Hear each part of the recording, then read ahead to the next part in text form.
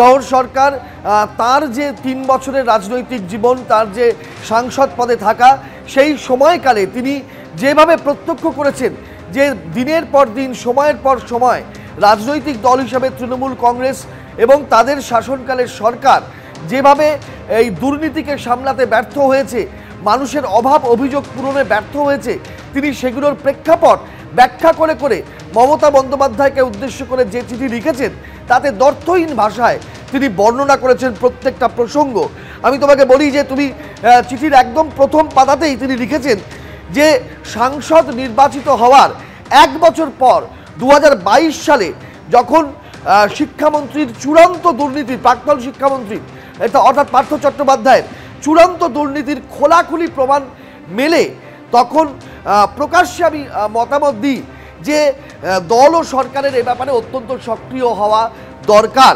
তখন এই দলেরই অনেক বর্ষিয়ার নেতা আমাকে হেনস্থা করেন এবং তখন আমি পদত্যাগ করার কথা ভেবেছিলাম, কিন্তু তখন আমি পদত্যাগ করা থেকে বিরত হয়েছিলাম, কারণ অনেক শুভাকাঙ্ক্ষী মানুষ আমাকে বুঝিয়েছিলেন এবং আমার মনে একটা আশা ছিল যে কাটমানি এবং আর্থিক দুর্নীতির বিরুদ্ধে মুখ্যমন্ত্রী অর্থাৎ দলনেত্রী মমতা বন্দ্যোপাধ্যায়কে উদ্দেশ্য করে জওহর সরকার লিখছেন যে আপনি যেভাবে দুর্নীতি এবং আর্থিক দুর্নীতির বিরুদ্ধে কাটমানি নিয়ে যে পদক্ষেপ করা শুরু করেছিলেন সেটা আপনি কন্টিনিউ করবেন, কিন্তু সেই আশা আবার পূরণ হয়নি।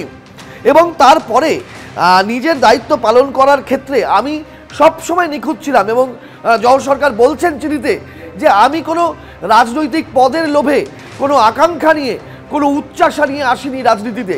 আমি এসেছিলাম কেন্দ্রীয় সরকারের জনবিরোধী নীতির বিরুদ্ধে লড়াই করতে পারবো সংসদে গিয়ে, এবং প্রধানমন্ত্রী মোদী তার যে জনবিরোধী নীতি সেগুলোকে কমব্যাট করতে পারবো। অর্থাৎ তৃণমূলের যে প্রধান বিরোধী হিসাবে তৃণমূল যেটা বলে থাকে বিজেপির বিরোধিতা করা, তার সাথে তিনি সম্পূর্ণভাবে সহমত, একমত, এবং তিনি সেই লড়াই করেছেন তার সাংসদ পদে থাকাকালীন সময়কালে। কিন্তু তিনি যেভাবে তার দল, যে দলের হয়ে তিনি নির্বাচিত সাংসদ হিসাবে সংসদে প্রতিনিধিত্ব করেন, সেই দল প্রতি পদে দুর্নীতি এবং চূড়ান্তভাবে দুর্নীতির যে বিষয়গুলো ঘটেছে তাতে সেগুলোকে কমব্যাট করতে, সেগুলোকে মোকাবিলা করতে ব্যর্থ হয়েছে। একেবারেই সরকার ব্যর্থ হয়েছে। আমি তোমাকে একটু বিরত করছি রাজস্বী, তোমার কাছে কিছুক্ষণের মধ্যে ফিরছি। জওহর সরকারের সাংসদ পদ ছাড়ার এই ঘোষণার মাঝে এবার একটি পোস্ট করেছেন দেবাংশু ভট্টাচার্য, তৃণমূল কংগ্রেস মুখপাত্র। তিনি লিখছেন, একজন ছেড়েছেন আরেকজনও ছাড়ুন, স্রোতের অনুকূলে তো কচুরিপানাও ভাসে, যদি উল্টো দিকে সাঁতার কাটতে নাই পারলেন তাহলে মানুষ জন্ম বৃথা, যুদ্ধের সময় যারা পালায় কিংবা গা বাঁচিয়ে চলে ইতিহাস তাদের লজ্জার নজরে দেখে। জওহর সরকারের পদত্যাগ ঘোষণার পর পোস্ট করলেন তৃণমূল মুখপাত্র দেবাংশু ভট্টাচার্য। পরতে পরতে তিনি এই মারাত্মক অভিযোগ করেছেন এবং এই অভিযোগ তার চোখের সামনে বারবার প্রমাণিত হয়েছে, সত্য হয়েছে, এবং তা থেকে তিনি হতাশাগ্রস্ত হয়েছেন, দুঃখিত হয়েছেন, আহত হয়েছেন, এবং তা থেকেই তৃণমূলের রাজ্যসভার সাংসদ, যার রীতিমতন পরিস্থিতি আছে, 41 বছর আইএএস হিসাবে কাজ করেছেন, তার এই অবসর, রাজনীতি থেকে ইস্তফা দেওয়া, সাংসদ পদ থেকে ইস্তফা দেওয়া, তৃণমূলের সঙ্গে সমস্ত সম্পর্ক বিচ্ছিন্ন করার কথা মমতা বন্দ্যোপাধ্যায়কে চিঠি দিয়ে তিনি ঘোষণা করছেন।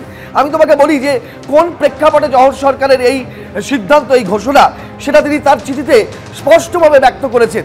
অর্থাৎ সেই আরজি করের প্রতিবাদ, আরজি করের ঘটনার প্রতিবাদে বলা যায় যে এই সিদ্ধান্ত হয়তো তাকে অনেকটা প্রভাবিত করেছে, কারণ তিনি লিখছেন যে এই মুহূর্তে রাজ্যের সাধারণ মানুষের যে স্বতঃস্ফূর্ত আন্দোলন ও রাগের বহিঃপ্রকাশ আমরা সবাই দেখছি, এর মূল কারণ কতিপয় পছন্দের আমলা ও দুর্নীতিগ্রস্ত ব্যক্তিদের পেশি শক্তির আস্ফালন।